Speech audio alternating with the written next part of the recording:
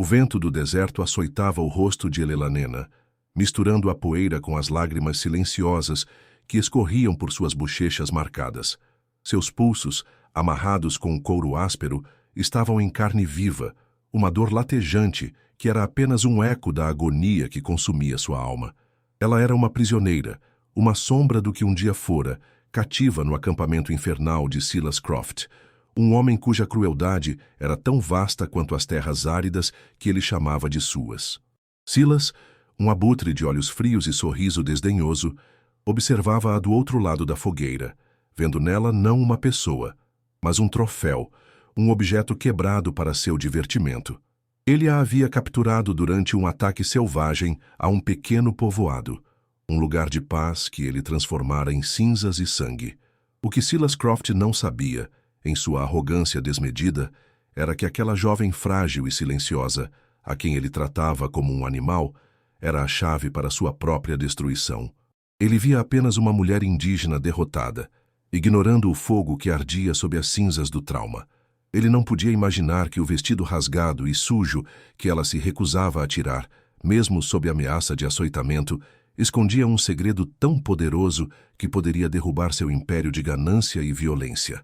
Silas acreditava ter quebrado seu espírito, mas estava redondamente enganado.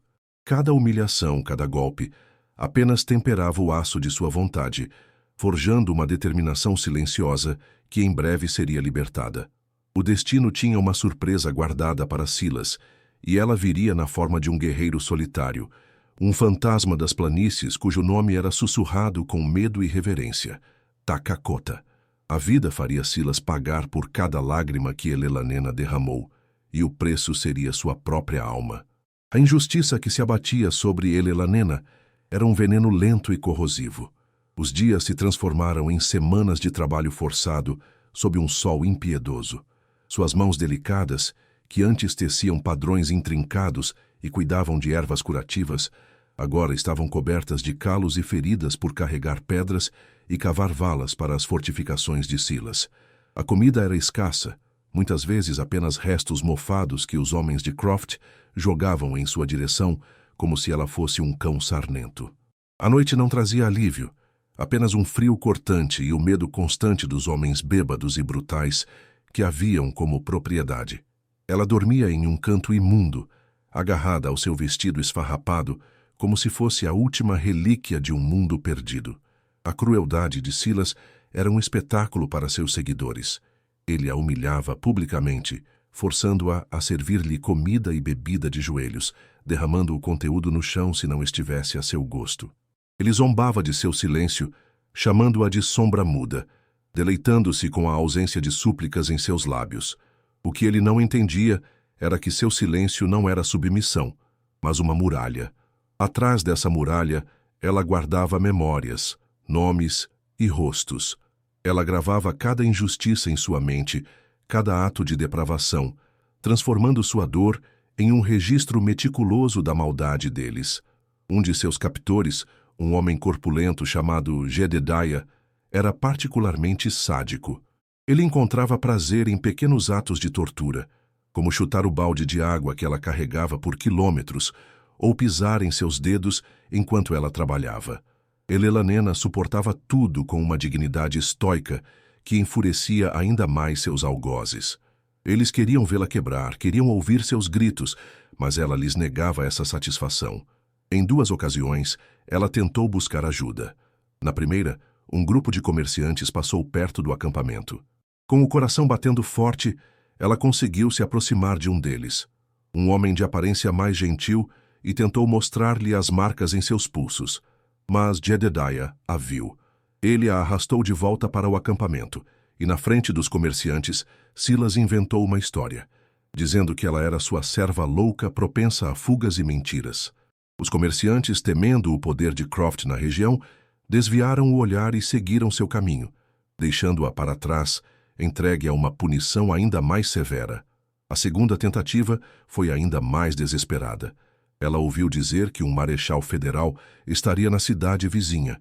Durante uma noite de tempestade, ela conseguiu escapar, correndo descalça pela lama e pelas rochas, com o coração cheio de uma esperança frágil. Ela correu por horas, até seus pulmões arderem e seus pés sangrarem. Mas os rastreadores de Silas eram implacáveis. Eles a encontraram ao amanhecer, desmaiada de exaustão a poucos quilômetros de seu destino. A retribuição foi rápida e pública. Silas a amarrou a um poste no centro do acampamento e a deixou sob o sol escaldante por um dia inteiro, sem água, como um aviso para qualquer outro que ousasse sonhar com a liberdade. Se ao menos eles soubessem a verdade que ela protegia com tanto zelo. Se ao menos pudessem ver além de sua aparência subjugada e entender a linhagem que corria em suas veias. O vestido que ela usava não era uma simples peça de roupa. Era um mapa, um cofre, um testamento. Cada humilhação que ela sofria era uma profanação não apenas a ela, mas a uma herança antiga e poderosa. A simpatia que qualquer pessoa decente sentiria por ela seria multiplicada por 1000 se conhecessem a verdadeira escala da injustiça. Eles a viam como uma cativa sem nome, mas na realidade, ela era a herdeira legítima de tudo o que Silas Croft havia roubado. A ironia era brutal e se desenrolava a cada dia, sob os olhos cegos do tirano. Em breve, muito em breve, ele pagaria caro por sua crueldade, pois o deserto tinha seus próprios guardiões, e um deles já sentia o cheiro da injustiça no vento. A vida no acampamento de Silas era um estudo sobre a degradação humana. Elelanena observava a dinâmica de poder com uma clareza forjada no sofrimento. Havia outros cativos, pessoas cujos espíritos haviam sido quebrados há muito tempo. Entre eles estava Cora, uma mulher que, para sobreviver, havia escolhido o caminho da colaboração. Ela espionava os outros prisioneiros, relatando qualquer sussurro de desafio a Jedidiah em troca de porções extras de comida ou de um tratamento um pouco menos brutal. Cora via a dignidade silenciosa de Elelanena não com admiração, mas com um ressentimento amargo. Ela não entendia por que a recém-chegada não se curvava, porque ela se agarrava àquele vestido imundo como se fosse um manto real. Can you believe such cruelty from someone who shares the same suffering? Cora tentou várias vezes ganhar a confiança de Elelanena, oferecendo falsas palavras de consolo, esperando descobrir o que ela escondia.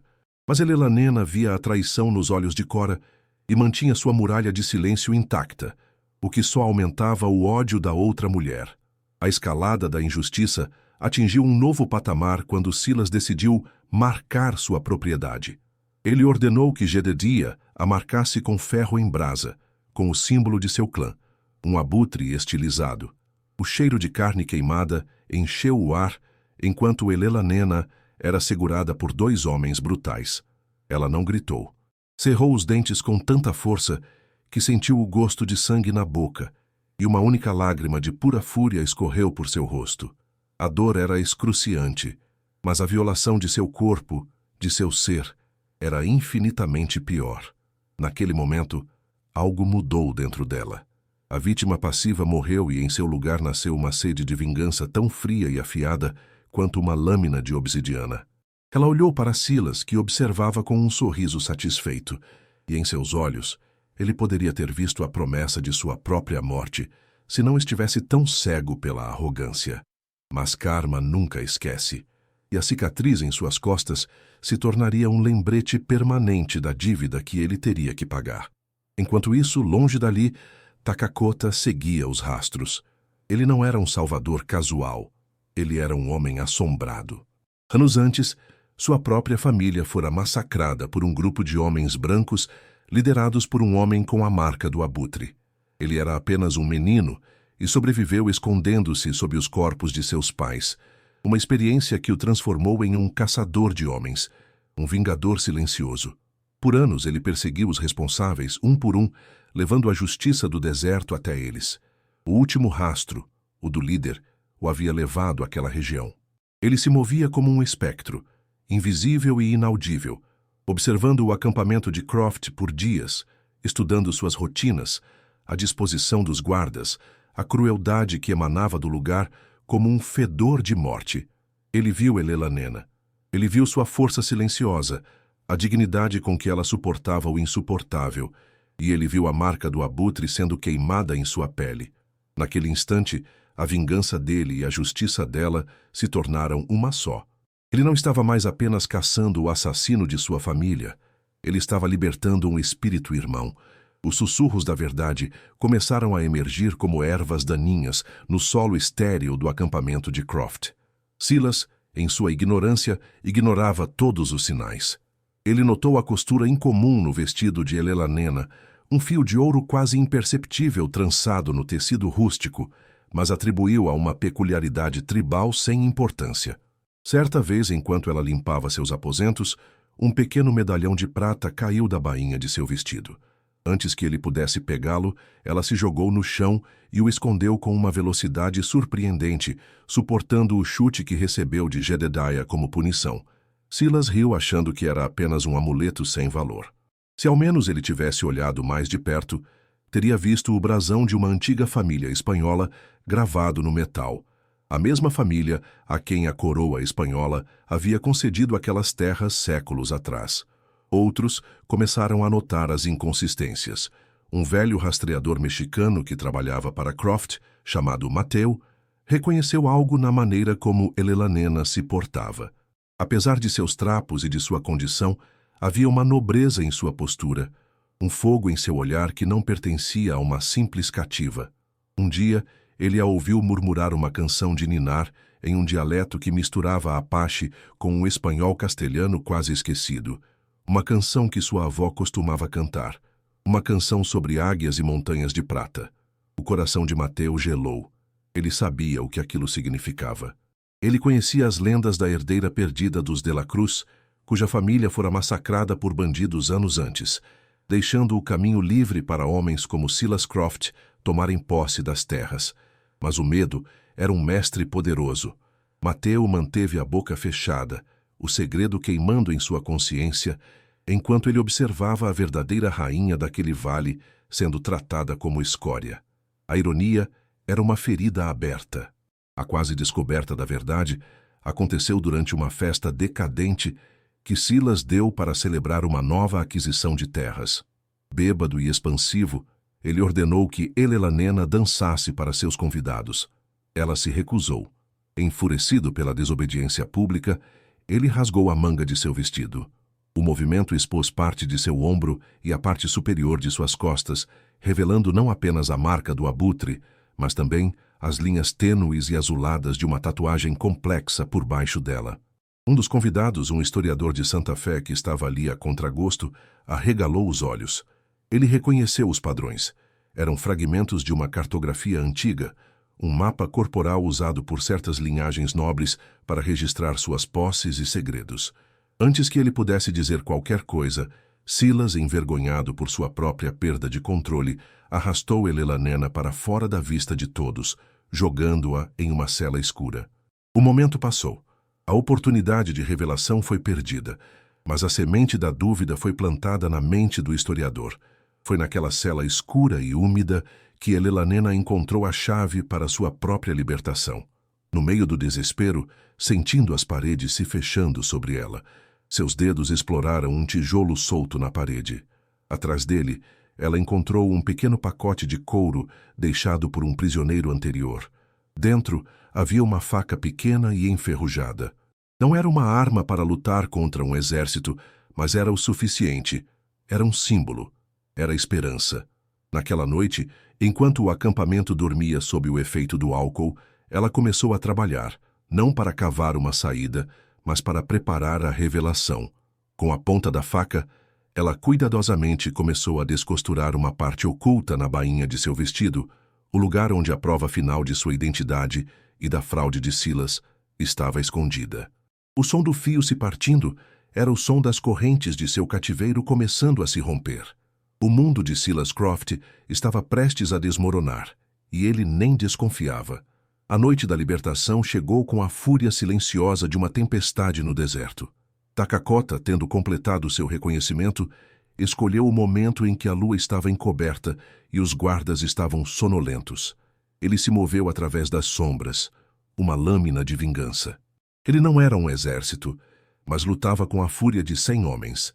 Os sentinelas caíram sem emitir um som, suas vidas extintas por uma flecha precisa ou pelo beijo frio do aço. O alarme nunca soou. Takakota chegou à cela onde Elelanena estava presa. Ele arrombou a fechadura com um único golpe poderoso.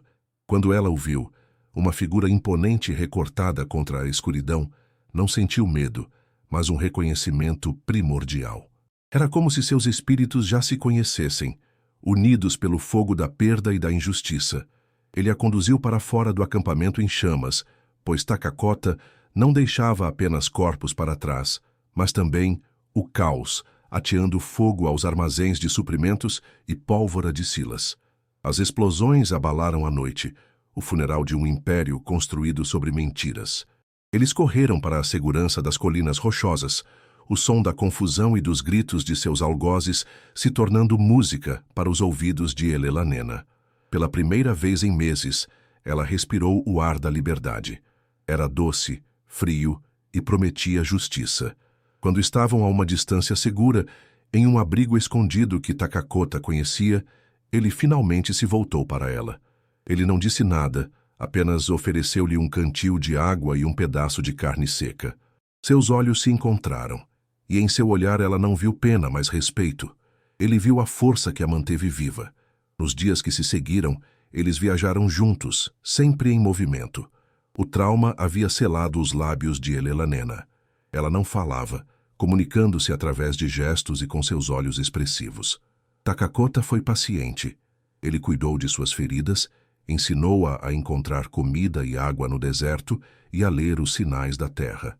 Ele falava com ela, não esperando uma resposta, mas simplesmente preenchendo o silêncio com histórias de seu povo, de estrelas e de espíritos antigos. Lentamente, a concha que a protegia começou a rachar. Ela começou a sorrir com seus gracejos silenciosos e a participar dos rituais noturnos de preparação do acampamento. Um laço se formou entre eles, forjado não em palavras, mas em experiências compartilhadas e em uma compreensão mútua da dor. Ele era a força silenciosa dela. Ela era a causa reencontrada dele. A tensão em torno do vestido, no entanto, permanecia. Estava em farrapos, sujo de sangue e terra, mas ela se recusava a se desfazer dele. Takakota, com seus instintos de caçador, sabia que havia mais naquela peça de roupa do que aparentava. Ele via como ela a protegia, como seus dedos traçavam padrões invisíveis no tecido. Uma noite, enquanto ela dormia exausta perto do fogo, ele notou que a luz das chamas revelava uma textura diferente em certas partes do vestido, como se houvesse algo costurado por dentro, algo plano e rígido. Ele não tocou. Respeitava o segredo dela, sabendo que ela o revelaria quando estivesse pronta. Ele confiava nela, e essa confiança era a medicina mais poderosa que ela poderia receber. O momento da verdade chegou de forma inesperada. Eles estavam abrigados em uma caverna durante uma chuva torrencial. O frio fez com que Elelanena tremesse incontrolavelmente. A ferida da marca de ferro em suas costas havia infeccionado, e ela estava com febre. Takakota sabia que precisava limpar a ferida adequadamente ou ela morreria. Para isso ele precisava remover o vestido. Ele se aproximou dela gentilmente, com um pano limpo e uma infusão de ervas que havia preparado. Quando suas mãos tocaram o tecido, ela recuou. Seus olhos se encheram de pânico pela primeira vez desde que ele a resgatara. "Não tire meu vestido", ela implorou. Sua voz um sussurro rouco, as primeiras palavras que ele a ouviu dizer. Ela implorou com a força de quem protege o último tesouro do mundo. Takakota parou, seu olhar encontrando o dela. Ele não usaria a força. Ele apenas esperou. Sua presença era uma promessa de segurança. As lágrimas rolaram pelo rosto dela. Ela olhou para o fogo, depois para o guerreiro que a havia salvado, que a tratara com uma dignidade que ela pensava ter perdido para sempre. Com as mãos trêmulas, ela mesma começou a desamarrar os laços do vestido.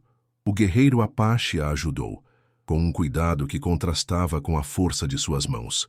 Quando o tecido gasto finalmente caiu de seus ombros, a respiração de Takakota ficou presa na garganta. A luz da fogueira revelou o segredo em toda a sua glória chocante. Suas costas inteiras eram uma tela. A marca hedionda do abutre de Croft era uma mancha grotesca sobre uma obra de arte antiga e intrincada. Tatuado em sua pele com uma tinta azul acinzentada, estava um mapa detalhado da região, com rios, montanhas e vales. Mas havia mais. Símbolos secretos marcavam locais específicos e um em particular no coração do território de Croft brilhava com uma promessa de riqueza inimaginável, a localização de uma lendária mina de prata, a Mina de la Serpiente Emplumada. In that moment, everything changed. Não era apenas um mapa, era um testamento vivo de sua linhagem, mas a revelação não estava completa. Takakota olhou para o vestido que jazia no chão da caverna. Ele o pegou e sentiu a rigidez que havia notado antes. Seguindo os fios soltos onde Elelanena havia começado a trabalhar com a faca, ele encontrou um compartimento oculto na bainha. Dentro, envolto em couro impermeabilizado, estava um documento de pergaminho, amarelado pela idade, mas perfeitamente preservado. Tinha o selo real da coroa espanhola. Era uma concessão de terras, o título de propriedade original de todo o vale e das montanhas circundantes, concedido à família de la Cruz, cuja última herdeira era Isabela Elelanena de la Cruz. A mulher que Silas Croft havia escravizado, torturado e marcado não era uma indígena anônima. Ela era a dona legal de cada centímetro de terra que ele ocupava, a proprietária da fonte de riqueza que ele cobiçava e nem sabia que existia. A ironia era tão esmagadora que era quase poética. O homem que se via como um rei era, na verdade, um mero ladrão, e a escrava que ele desprezava era a verdadeira soberana. Silas Croft havia selado seu próprio destino no dia em que a capturou. A revelação detonou uma mudança cataclísmica em Elelanena. O conhecimento de que a prova de sua identidade e de seus direitos estava segura transformou a jovem traumatizada em uma mulher com um propósito de ferro. A febre parecia recuar diante da fúria fria que tomou conta dela. Ela olhou para Takakota e, pela primeira vez, ele viu nela não uma vítima a ser protegida, mas uma líder a ser seguida. Seus olhos brilhavam com inteligência e uma determinação implacável. Juntos, eles traçaram um plano, não de vingança cega, mas de justiça metódica e absoluta. Eles não iriam simplesmente matar Silas Croft. Eles iriam desmantelar seu mundo, peça por peça, usando a verdade como sua arma mais afiada. O primeiro passo foi usar o segredo do mapa. Takakota, guiado pelas marcações na pele de Elelanena, localizou a entrada escondida da Mina de la Serpiente Emplumada. O que eles encontraram lá dentro superou todas as lendas. Veios de prata tão puros que brilhavam na luz de suas tochas. Era uma fortuna que poderia comprar exércitos, cidades, governos. Com cuidado, eles extraíram uma pequena quantidade, o suficiente para financiar seu plano. Viajaram para Santa Fé, onde Elelanena, agora se apresentando como Isabela de la Cruz, usou a prata para adquirir roupas finas, um lugar para ficar e, o mais importante, acesso. Ela não era mais a sombra muda. Era uma dama misteriosa e rica, cuja presença despertava curiosidade e respeito. Ela procurou o historiador que a vira na festa de Croft, o homem cujos olhos haviam demonstrado um lampejo de reconhecimento. O encontro foi tenso. O historiador, um homem chamado Doutor Alistair Finch, ficou chocado ao vê-la. Ela se apresentou, revelou as tatuagens e apresentou o título de propriedade. Finch, um homem de leis e de história, ficou extasiado. Ele passou horas autenticando o documento, comparando os símbolos do mapa com seus registros antigos. Não havia dúvida. Ela era quem dizia ser. A história da herdeira perdida era real. Indignado com a injustiça que testemunhara e animado com a descoberta histórica de sua vida, Finch jurou ajudá-la. Ele conhecia o sistema legal, as pessoas certas e, crucialmente, os inimigos que Silas Croft havia feito em sua ascensão ao poder. A justiça poética estava prestes a começar. Eles contataram um juiz federal conhecido por sua integridade e seu ódio à corrupção que infestava o território. O plano foi meticulosamente armado. A queda de Silas não seria em um tiroteio empoeirado, mas em um salão de baile sob os olhos de toda a sociedade que ele tanto se esforçava para impressionar. Silas Croft estava no auge de seu poder. Ele organizou um grande baile em sua recém-construída mansão para celebrar a pacificação final da região, ou seja, a erradicação dos últimos vestígios de resistência indígena e a consolidação de seu controle sobre as terras. A elite do território estava presente. Políticos, criadores de gado, militares e empresários. Ele se pavoneava entre seus convidados, o rei em seu castelo de areia, brindando ao seu próprio sucesso. O que Silas não sabia era que sua festa de triunfo seria, na verdade, sua cerimônia de humilhação pública. No auge da noite, as grandes portas do salão se abriram. O barulho cessou quando todos se viraram para ver os recém-chegados.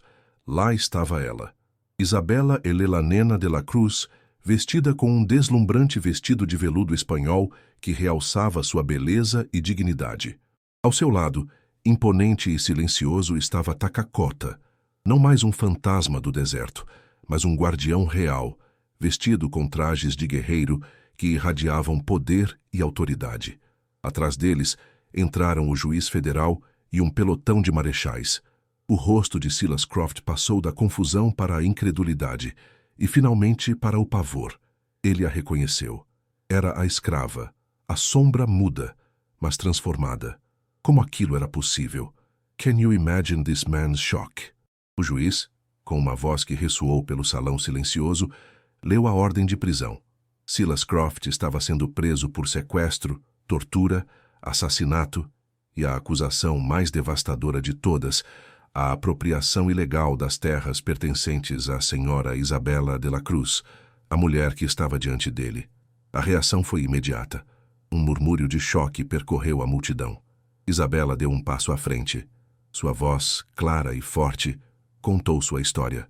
Ela falou do massacre de sua família, de seu cativeiro, das humilhações, da marca de ferro. Como prova final, ela virou as costas para a multidão e um marechal abaixou parte de seu vestido, revelando a cicatriz do abutre sobre o mapa antigo. Um suspiro coletivo de horror encheu a sala. O castelo de cartas de Silas desabou. Seus amigos e aliados recuaram dele como se ele tivesse a peste. Ninguém queria ser associado ao monstro desmascarado. Já de dia, que atuava como chefe da segurança, tentou sacar sua arma, mas Takakota foi mais rápido. Com um movimento fluido, ele desarmou e subjugou o homem corpulento, que choramingou por misericórdia. Cora, que trabalhava como serva na mansão, tentou se esconder entre a multidão, mas os olhos de Isabela a encontraram. Com um simples aceno de cabeça, ela a apontou para os marechais. A traidora foi arrastada, gritando que não sabia de nada. A humilhação de Silas foi completa e saborosa. Ele foi algemado na frente de todos, seus protestos e ameaças se afogando no desprezo silencioso da multidão. Enquanto era arrastado para fora de sua própria casa, seus olhos encontraram os de Isabela. Neles, ele não viu ódio, mas uma justiça fria e implacável. Ele havia tentado apagar a identidade dela, e agora era o nome dele que seria reduzido a pó. Todos os seus bens foram congelados. A mansão, as terras, o gado, tudo foi devolvido à sua legítima proprietária. Seus homens, sem seu líder e sem pagamento, se dispersaram ou foram capturados. Os crimes que ele havia cometido, antes sussurrados com medo, agora eram gritados aos quatro ventos. Jornais de todo o território publicaram a história da herdeira perdida e do barão tirano. Sua reputação foi destruída de forma tão completa que era como se ele nunca tivesse existido, como algo além de um vilão de conto de fadas sombrio. O julgamento foi rápido, com as provas irrefutáveis, o título de propriedade, o testemunho de Isabela, o laudo médico de suas cicatrizes e o testemunho de outros como Mateu, que finalmente encontrou coragem para falar. A condenação era certa. Jedediah e os outros capangas principais foram condenados à forca. Cora foi condenada ao exílio, enviada para uma colônia penal distante, para viver o resto de seus dias em desgraça. Mas para Silas Croft, Isabela pediu uma punição diferente, uma forma de justiça poética que o juiz concedeu com satisfação. Ele não seria executado. Em vez disso, foi condenado a trabalhos forçados perpétuos. O destino decretou que ele passaria o resto de sua vida miserável, trabalhando como um animal, na mina de la serpiente emplumada, a mesma mina que ele cobiçava, extraindo a riqueza que agora pertencia à mulher que ele havia escravizado. A ironia era a sua cela final, a sua punição eterna. A vida o fez pagar por cada lágrima, e o pagamento duraria até seu último suspiro. Passaram-se 5 anos. O vale, antes um lugar de medo sob o jugo de Silas Croft, floresceu sob a liderança de Isabella Elelanena de la Cruz. Ela usou a vasta riqueza da mina não para construir um império para si mesma, mas para criar um santuário. Ela fundou uma nova comunidade, um lugar chamado Vale da Esperança, onde os despossuídos, fossem eles indígenas, mexicanos ou colonos brancos que haviam sido explorados por homens como Croft, podiam encontrar um lar seguro e uma chance de recomeçar. Ela construiu escolas, hospitais e sistemas de irrigação que tornaram o deserto fértil. Ela governava não com poder, mas com sabedoria e compaixão, sua própria experiência de sofrimento a tornando uma líder justa e empática. Ela se tornou uma lenda, a Dama da Montanha de Prata, um símbolo de que a resiliência pode transformar as cicatrizes mais profundas em fontes de força. Ao seu lado, sempre, estava Takakota. O amor que nascera no silêncio do deserto havia se aprofundado em uma parceria inquebrável. Eles se casaram em uma cerimônia que uniu as tradições de seus 2 povos, um símbolo da nova era que estavam construindo.